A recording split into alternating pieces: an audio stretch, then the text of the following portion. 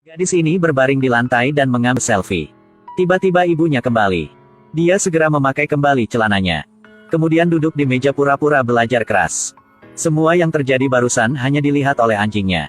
Mary adalah gadis SMA biasa. Dia jarang berpartisipasi dalam kegiatan rekreasi setiap hari. Jadi sebagian besar waktu luang dia suka tinggal di rumah untuk mengobrol X dengan orang lain. Dan duduk belajar. Mary naksir seorang anak laki-laki bernama Ben. Dia sering duduk dan membayangkan adegan mereka sedang hubungan intim. Dia juga memiliki dua teman dekat lainnya. Satu adalah Mina. Dan satu lagi adalah Alice. Hari itu, para siswa di sekolah mengadakan pesta. Agar Ben bisa memperhatikannya. Mary udah make up yang cermat. Lalu pergi ke pesta. Keduanya bahkan saling menggoda.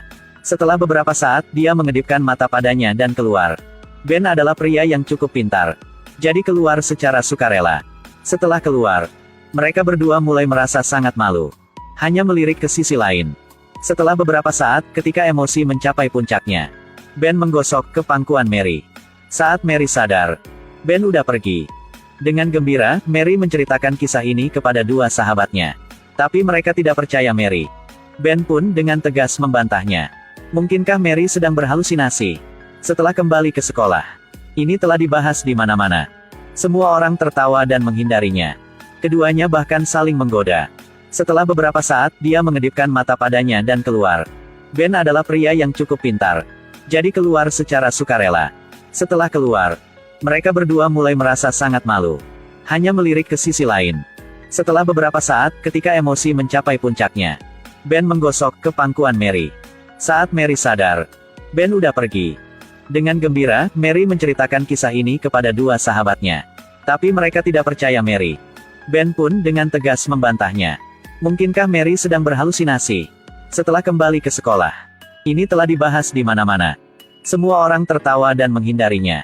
Lalu, ibu Mary juga mengetahui bahwa dia sering menelepon dan mengobrol X, menyebabkan tagihan listrik melonjak. Lihat semuanya telah terungkap. Mary juga dengan belak-belakan mengakui perbuatannya. Pada saat yang sama, dia mengatakan akan bekerja paruh waktu untuk membayar tagihan telepon. Dia pergi ke supermarket kecil untuk bekerja sebagai kasir. Di sekolah, semua kegiatan rekreasi di sekolahnya diisolasi oleh teman-temannya. Ini membuat Mary merasa lebih tertekan. Dia mulai sering masturbasi di rumah. Hal ini sangat mempengaruhi istirahat ibunya. Untungnya, Alice selalu berada di sisi Mary.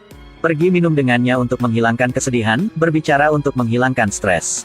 Ibu Mary sering menangis dan memberitahu tetangga tentang Mary. Mengungkapkan kekecewaannya yang luar biasa padanya. Ini menghancurkan hati Mary. Dia pergi mencari Ben. Tanyakan padanya mengapa dia tidak mengakuinya. Tapi Ben bilang dia tidak pernah melakukan apapun. Patah hati dan kecewa, Mary memutuskan untuk kabur dari rumah.